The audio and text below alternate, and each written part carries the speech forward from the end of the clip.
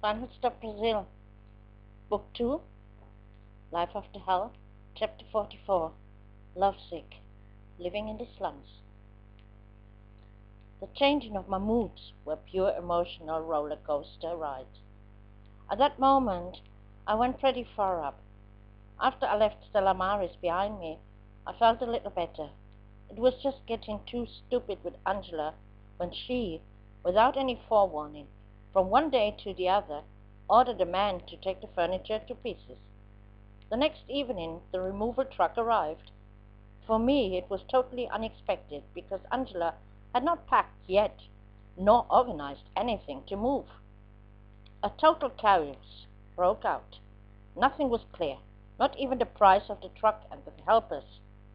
My things were indeed in uneasy anticipation, already packed, but I felt no desire to follow Angela in this lonely nest, Praia de Flamengo, where I would have been more isolated than in Stella Maris. I left Angela, discussed with the helpers, and made my way to Italva. With her I had indeed stress, because she was of the opinion I was too impatient with everything, and in a permanent bad mood, still because of Leo. What should I do? It was much deeper than Italva guessed. Half on the way I met Chris, a German man whom I previously knew slightly by passing, and until this time also not felt the slightest desire to know him closer. He was sitting outside at a table by one of the street bars and invited me for a beer. Spontaneously, I accepted the invitation. After a few more beers, I unloaded my grief with him. So it happened that he offered me a room free of cost in his house until I found something new. Of course, I accepted this offer. That night, I really boosted with Chris and staggered back to Angela's house, where I found nothing and nobody, only individual boxes. Fortunately, my bed was still there. I plunged into it in full gear and fell asleep immediately, under the effect of too much cerveza. Friday, I wasn't only having a terrible hangover and severe headache, but also had to face really trouble with Italva, who could not imagine that a man offered me a room free of charge. Under guarantee does he want something in return, she snapped. No argument could convince her. She didn't believe that this man only wanted to help me. I held against her that she had denied up to now to introduce me to all the people in Itapua who could have helped to find a cheap room. The first time since my arrival, we got into a real dispute. For a long time now, I was tired of being constantly monitored and controlled like a little girl. Lifelong, I had to fight for myself. Why should it be different here in Salvador? On the other hand, she was like a mother. No, much better than my real mother, and just worried about me.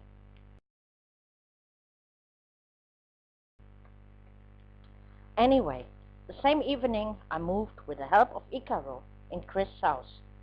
Icaro, also only 18, sometimes understood me better than our mother. In tears, I explained to him that I simply could endure no more, neither with Angela, nor even in Stella Maris, and currently only wished to search a room or apartment in peace. Thanks to him, I reconciled with Italva quickly, because Icaro convinced her that everything was properly and harmless. Chris was married to a Brazilian woman, actually, and had no interest at all in any return.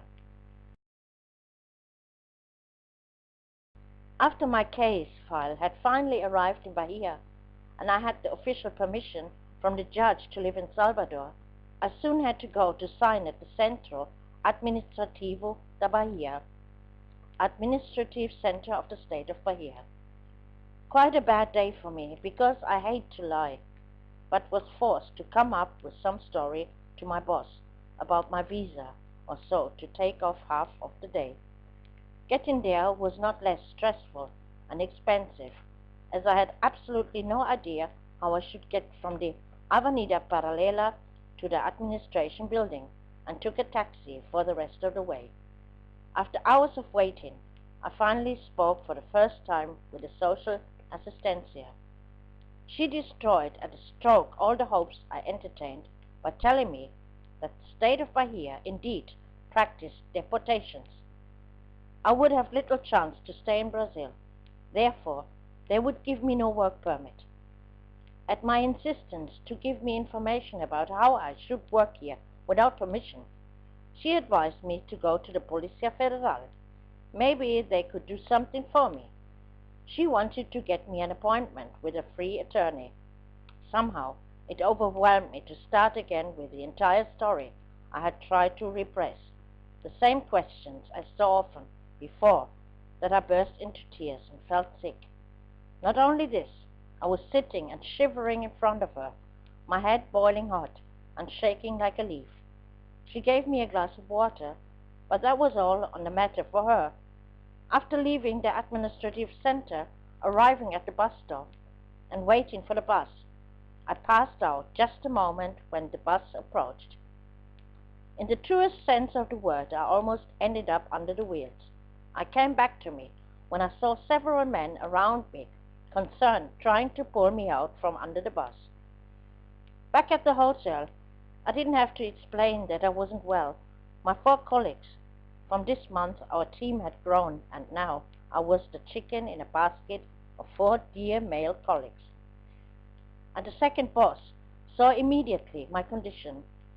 Since it was already noticed that I ate very little, the boss asked if I had eaten. I told him yes, I had, but that it was only some biscuits I did not mention. Anyway, he sent me home immediately.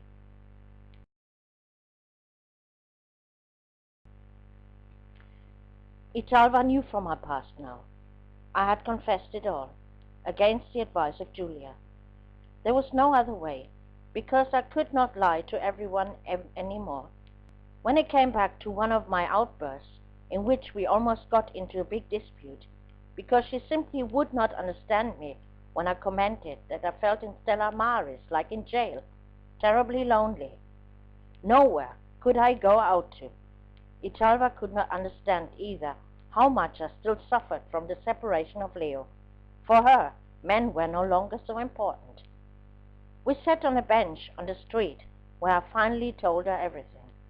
When I finished, she was crying, took me in her arms and said, "I already loved you dearly, like you are my daughter, but for being dishonest, I love you even more." We both cried, and she did hold on to me until the end, despite everything. Italva and Icaro were there for me when I needed them, and they were my only support I had. But although I loved them like my own family, they had become my family. They are in a completely different world, which was sometimes very strange to me. Angela I also liked in her own way, and Danilo, with whom I often joked and got along great, even more. But in the long run, this life, with those 2 lonely women just living for their sons, both practically with the same age as Michael, reminding me every day painful of my own son, that I could bear no more and just needed space for myself. By Michael I felt very abundant anyway. Despite his promise he would buy several phone cards to call me,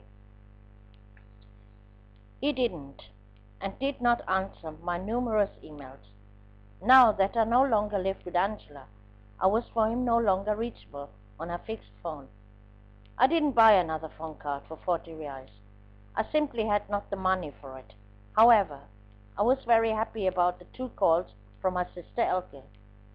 This sparked a little hope in me that we could approach a little. In any event, we had 2 very long conversations, but my mother seemed to be mentally very bad off. In a recent phone call, she was mixing up everything, just gave me only accusations like before, so I kept the conversation very short. The room in Chris' house I moved into was luxurious, like in a 5-star hotel, the complete opposite of the attic in Angela's house. But what use has the most beautiful room when I couldn't wash my clothes or hang them up to dry? The first weekend was still okay. I tried everything to forget Leo, but it wasn't possible, because he called me again and again since I had given him my phone number. So I put a personal ad with photo and phone number on internet, and soon had a very persistent admirer calling me repeatedly and demanded I should stop the ad. He wanted me all to himself, he said. A Brazilian living in the US, and therefore he had read the Brazilian ad. Day and night he called me and promised me heaven on earth. I took the whole thing not too serious, but a little bit of hope I had, of course, that this one might save me from a shitty situation, because one thing was clear, a Baiano would not do that. Night after night, I talked to strange men from all over Brazil. Eventually, the list of candidates was long enough that I actually stopped the ad. Promptly, Amos from the States called me no longer, didn't respond to my emails. Were those Brazilian guys all sick in the head? In any case, my hormone excess made me truly ill and depressed. For several months I was free now and not once had sex. For that I could have murdered Leo. I was so angry at him. Chris' beautiful big house was at the very end of the road leading through Stella Maris. So now I passed not only Italva's house on daily basis, but also the little bar of Liège, where I often stopped to see her and G. Both were really dear friends, and Liège tried to help me to find a new home, because it was clear that Chris' room really was only a temporary solution. Above all, I felt uncomfortable because of Karl, a German friend of Chris, with whom I clashed several times. Karl lived with his wife and child in a super luxury apartment next to my room. Chris also left it to him for free. We couldn't get on with each other at all, and he started to fight with me wherever he could. I searched on my own for a room in Itapuã, where I would have loved to stay. Itapuã is, in respect of the transportation infrastructure, very central. Buses are going everywhere. From my job it would have taken only 10 minutes to Itapuã, and every few minutes all day long were buses going there, not like in Stella Maris. That way I still would have had some time after work. In Stella Maris it was not the case. I came home from work and my day was over. In Itapuã one could find from the post office to bank all kinds of shops, and the Posto de Saúde. Absolutely everything. The entertainment was also provided plentiful, not to mention the magnificent beaches. The owner of the Samba Club offered to help me and gave me some phone numbers to call, but I quickly realized that Itapuã was simply too expensive for me. Carlos, a friend of Liège, unfortunately could offer me nothing in Itapuã, but he had something in Lauro de Freitas. The place told me nothing, so I didn't want to move there. How could I know?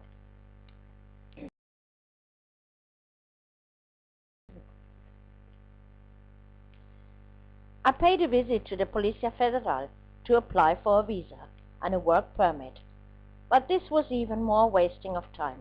No one knew how I could achieve a visa, nor could anyone really help me. One official, however, gave me a few tips, even wrote them down what I had to do. Then he called at the immigration in the airport building, asking a colleague there what I had to do in order to receive a new visa. Unfortunately, that fellow didn't know what to do either, and I was eventually referred back to the CAB, Centro Administrativo da Bahia. Meanwhile, one event chased another at work. First, the 5 of us colleagues moved from our cute little external office into the office of the boss. Accordingly, we were having more space there. But this was not the case really. From then on began my time of suffering. In the chief's office, the air condition was permanently set at 17 degrees. From morning to night I was cold. On daily basis, I took a jacket or winter sweater to work with me. It was no use, though, if I was wearing shorts or a dress. then I had freezing cold legs. All complaints were of no avail. The air conditioning remained on. Our boss seemed to have a crazy heat. But not just him.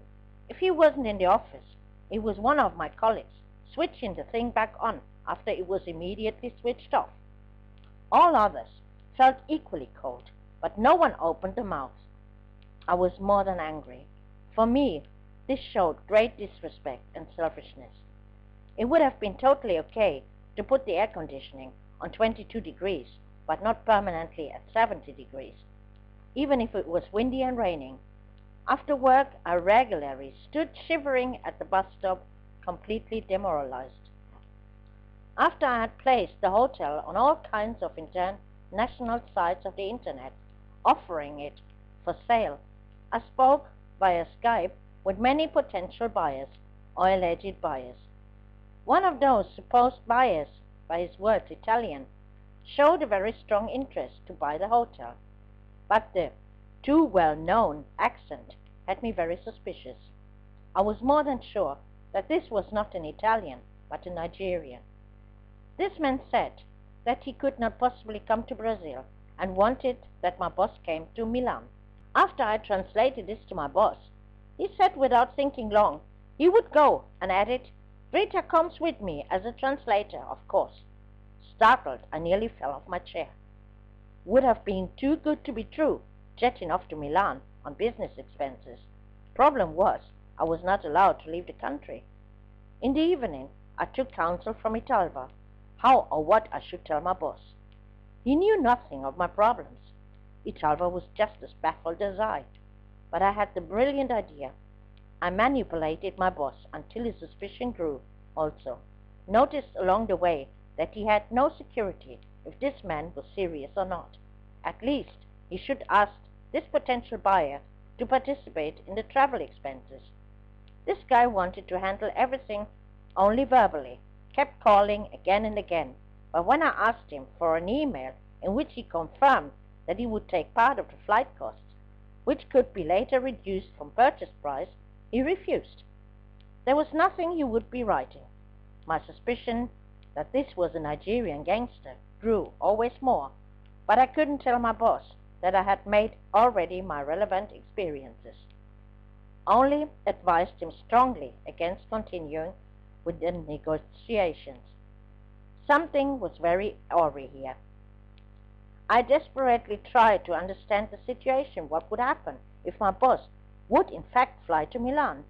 How would these gangsters proceed to get hold of his money? What new type of fraud was this now again? I could not make logical sense of it. Maybe it was this old scam with blackened money or counterfeit money, maybe kidnapping, but that was not really Nigerian style. With the kidnappings they had less to do. Exceptionally, my boss listened to my counsel and didn't touch it any further, especially since calls like this now accumulated.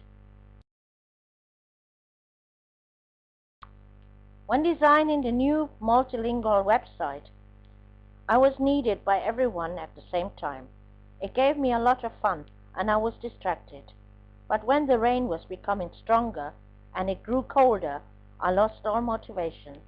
In the morning I arrived at the office soaking wet and sat all day shivering under the air conditioning, which was of course permanently on 17 degrees.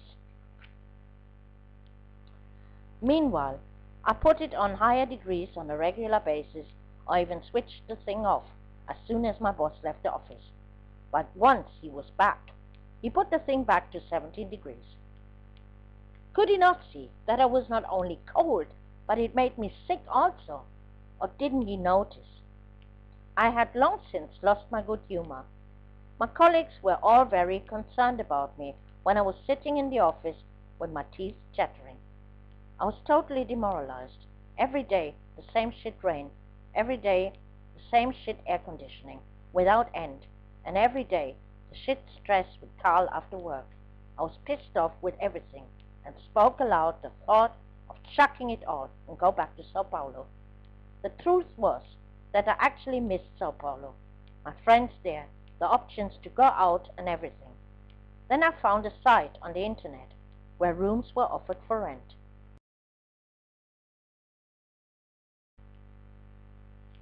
Using the opportunity, I placed a searching ad and was amazed by the many responses I received, even with favorable offers that fit in my budget.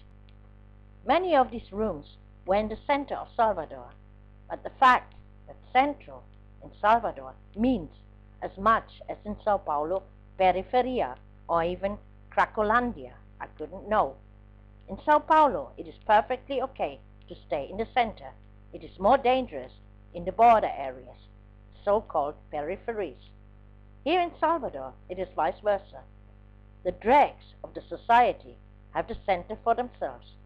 The middle and upper class lived around it on the outskirts. After I had washed my laundry in my room under the shower, hung it to dry on the sun terrace, under the evil eyes of Carl, because I had to walk through his apartment, and the next day all was vanished, I reached my limit, and finally agreed blind with one room offered to me. When Chris returned from the island, where he owned another property, and mainly stayed there, although he made sure I found my laundry again, I let myself be deterred by nothing. The landlady seemed to be okay, and the photos of the house as well as the room were also nice to me. So I agreed with her to move right in the next Saturday, without having first seen the house. For 230 reais monthly rent, I could not really complain. Angela had paid for the lumber chamber 200 reais. Saturday morning I grabbed my things and went on my way with a part of my bags. Happily arrived at the bus stop in Paris, I asked one of the many street vendors hawking their wares there for the direction. He showed me kindly where it's at. Here, however, I was in for a nasty surprise, because I saw myself on the specified road, following a steep hill, as it is known only from the Swiss Alps. The mountain where I spent my childhood had been a deep level compared to this. I gritted my teeth and made the first steps uphill, stalking over, to make matters worse, polished stone pavement, asking myself how I should come down here with high heels and up again. Not at all. Spontaneously, I turned and was about to go down, but with my fear of heights, nothing was possible anymore. In panic, I stood rooted with my bags. I was dizzy, and I could neither go up nor down. Fortunately, a young man came by, recognized the situation, courageously took my bags, my arm, and helped me down. Nice and helpful they are, the Bahianos. Not stupid, I had a second address at hand. Called there, and the son of the landlord promised to wait for me. So I finally ended up in one of the worst, most run-down and dangerous corners of Salvador, in the center. The poor people living here, or better say existing, really had nothing more to lose, although the son of the landlord was very nice. The room very simple, with a bed, a wardrobe, the community kitchen with stove and fridge. I was away from Stella Maris and Chris' house with his stupid German Carl. I felt even more trapped than before. To be out on the road after 10 o'clock could be fatal. Since no other room was leased at this time, I had this huge house all alone for me, and could do what and how I wanted. Besides the furniture, even dishes were available, and I had nothing to purchase for time being. Nevertheless, the situation was just depressing, as Icaro, who helped once again with the rest of my stuff, silently looked through the apartment, then went home, and I spent a Saturday night alone in this apartment in that smelly, dirty, dark street, with all those sinister figures. I still had no television and no radio. Only my MP3 player brought me some distraction with my samba music. Julia had promised to send my TV or bring it when she came to visit. I didn't want it before, because I had by then not found a permanent home, and knew I wouldn't be here in this place for too long. My bags were already plenty enough to carry them around constantly. Sunday was no better. The sun was shining though, and it promised to be a beautiful day. At 10 a.m., I had a date with a candidate from our personal ads.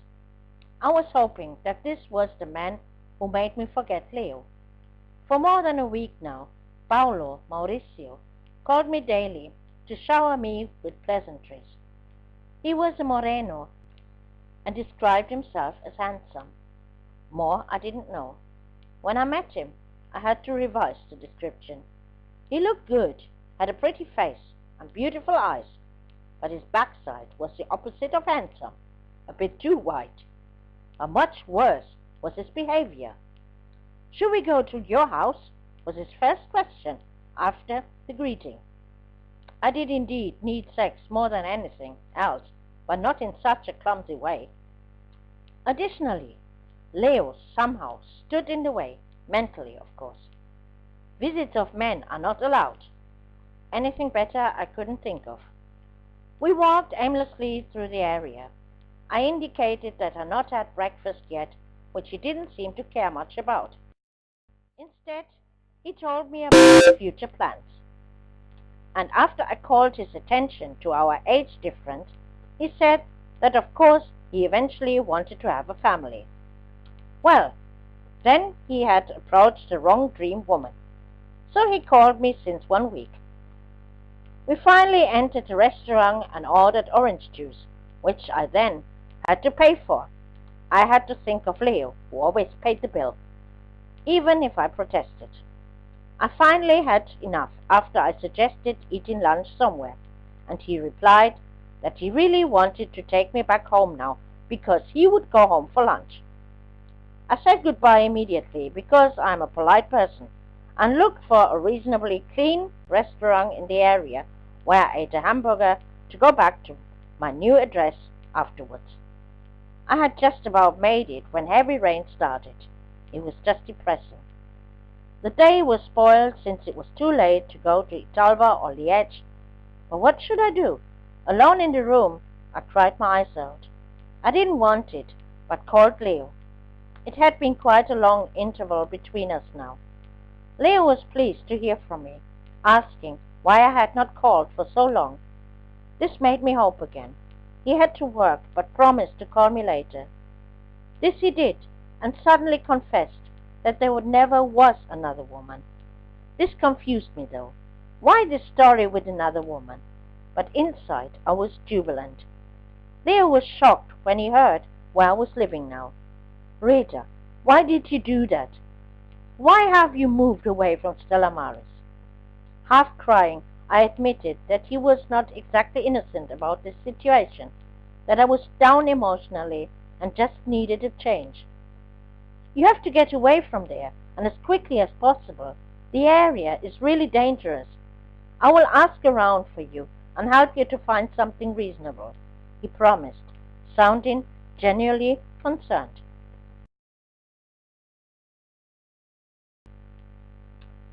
We phoned each other every day yet again, but he still struggled about a second chance for us.